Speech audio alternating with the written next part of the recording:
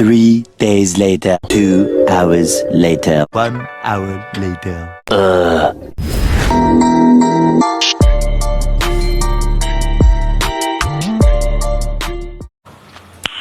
Nice. Halo teman-teman dan Ibu Eka Fadila SIPMA. Ketemu lagi nih sama saya Pasteo Ananda Pratama, MPM 2235155 16006. Absen 2. Mata kuliah Sistem Perencanaan Pemrograman dan Penganggaran R03. Dosen pengampu Ibu Eka Fadila SIPMA. Di video ini saya akan menjelaskan materi yang sudah diajarin sama Bu Eka Fadila SIPMA ini, yang berjudul peran lembaga pengawas dan pemerintahan, yaitu Inspektorat BPK dan DPR atau DPRD, serta bagaimana semuanya berkaitan dengan konsep akuntabilitas kinerja keuangan. Topik ini penting banget karena menyangkut bagaimana uang negara dikelola secara transparan, bertanggung jawab, dan benar-benar memberi manfaat bagi masyarakat. Yuk kita menjelaskan materinya berikut ini ya. Yang pertama itu peran lembaga pengawas anggaran seperti Inspektorat Badan Pemeriksa Keuangan atau BPK dan Dewan Perwakilan Rakyat atau DPR atau Dewan Perwakilan Rakyat Daerah atau DPRD sangat penting dalam memastikan transparansi dan akuntabilitas pengelolaan keuangan negara atau daerah di Indonesia. Masing-masing lembaga memiliki peran spesifik yang saling melengkapi. Yang pertama, Inspektorat atau Inspektorat Jenderal atau Inspektorat Daerah ada 3, yaitu Inspektorat. Pengertian Inspektorat adalah aparat pengawas internal pemerintah atau APIP, baik di tingkat pusat maupun daerah, atau Itjen atau Itda. Yang kedua adalah yaitu Inspektorat bertugas memastikan seluruh proses perencanaan, penganggaran, pelaksanaan hingga pelaporan keuangan pusat atau daerah berjalan sesuai prinsip transparansi, akuntabilitas, dan integritas. Yang ketiga yaitu keberadaannya bukan hanya untuk menilai kepatuhan terhadap regulasi, tetapi juga menjadi motor penggerak budaya birokrasi yang bersih.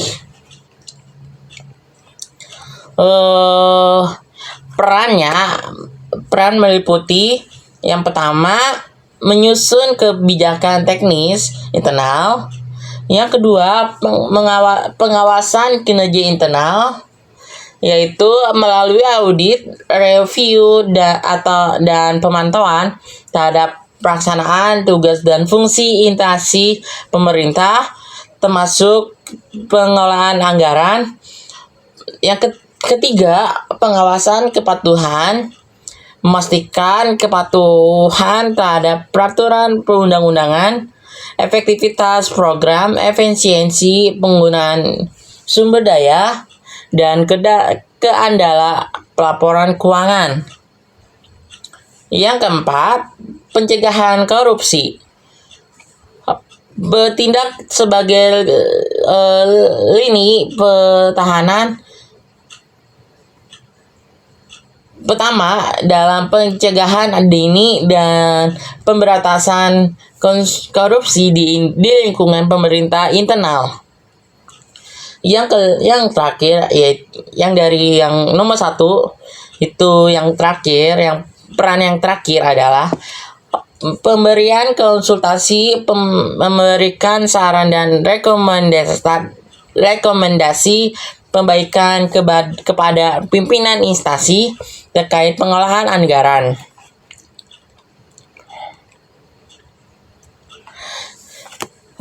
Yang kedua itu Inspektorat Jenderal atau Itjen. Yang pertama level pusat atau Kementerian Negara atau lembaga. Yang kedua pemimpin, yaitu Inspektur Jenderal atau jabatan pimpinan tinggi media. 3. Bertanggung jawab ke menteri, yaitu menteri. Yang keempat, tugas, yaitu pengawasan internal di lingkungan kementerian atau lembaga, memastikan akuntabilitas kinerja dan keuangan, serta pengawasan untuk tujuan tertentu atas penugasan materi.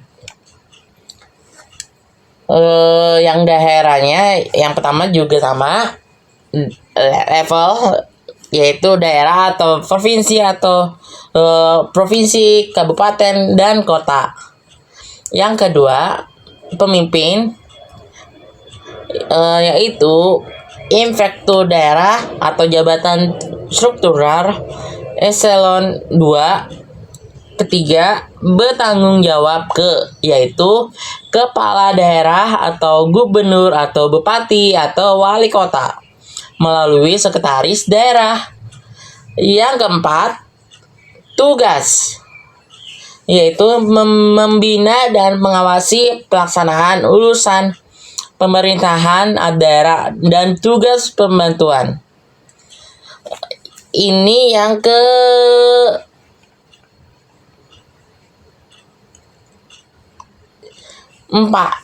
kelima, itu peran inspektorat daerah dalam integritas keuangan daerah.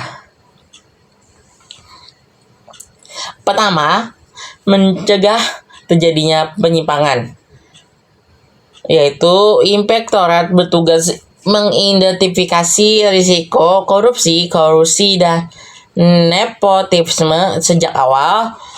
Yang kedua, mengawal transparansi, yaitu semua laporan keuangan dipublikasikan secara terbuka agar dapat diakses publik. Yang ketiga,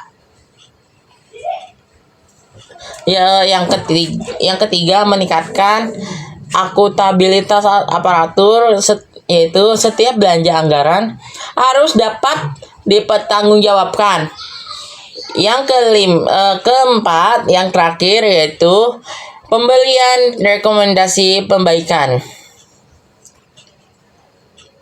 Ini perannya ya. Yang peran utamanya itu ada aspek pencegahan korupsi, peran inspektorat, yaitu mengidentifikasi risiko dan menutup celah penyalahgunaan anggaran. Kedua, transparansi, yaitu memastikan laporan keuangan dipublikasikan secara terbuka. Akuntabilitas, yaitu mengawal agar penggunaan APBD dapat dipertanggungjawabkan secara jelas. Yang keempat, konsultasi dan edukasi, yaitu memberikan rekomendasi, saran, dan bimbingan kepada perangkat daerah. Yang kelima, pengawasan, yaitu memantau tidak lanjut rekomendasi hasil audit. Yang kedua, Badan Pemeriksaan Keuangan atau BPK. BPK adalah lembaga negara yang mandiri dan bebas bertugas untuk memeriksa pengolahan dan tanggung jawab keuangan negara secara eksternal. Peran BPK yaitu audit eksternal. Yang kedua, pemberian opini WTP, WDP atau TW atau disclaimer. Yang ketiga, pelaporan hasil audit. Yang keempat, penindakan hukum. Jenis-jenis audit utama. Yang pertama, wajar tanpa pengecualian atau WTP atau unqualified opinion. Yang kedua, wajar dengan pengecualian atau WDP atau qualified opinion. Ketiga, tidak wajar atau average opinion. Yang terakhir yaitu tidak memberikan pendapat atau disclaimer opinion.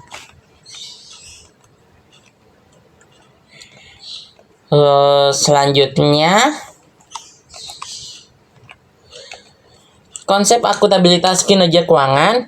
Yang pertama, istilah akuntabilitas berasal dari istilah dalam bahasa Inggris accountability, yang berarti pertanggungjawaban atau kehargaan untuk dipertanggungjawabkan, atau kehargaan untuk diminta pertanggungjawaban. Yang kedua, akuntabilitas atau accountability yaitu berfungsi seluruh komponen penggerak jalannya kegiatan perusahaan sesuai tugas dan kewenangan masing-masing.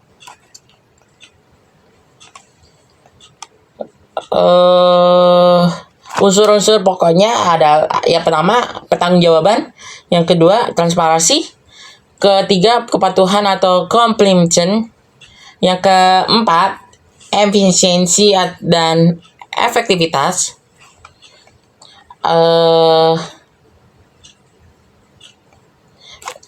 Aspek pertanggungjawaban, yang pertama administrasi keuangan, kedua kinerja, yang ketiga hukum, implementasi dan wujud nyata.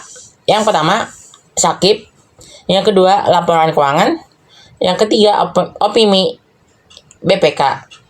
Tujuan utama, yang pertama membangun kepercayaan publik, kedua mencegah korupsi dan penyalahgunaan wewenang, yang ketiga meningkatkan efisiensi dan efektivitas pelayanan publik, yang terakhir yaitu menjadi dasar pengambilan keputusan yang lebih baik bagi pimpinan. Sekian dari video kami, dari saya. Wassalamualaikum warahmatullahi wabarakatuh.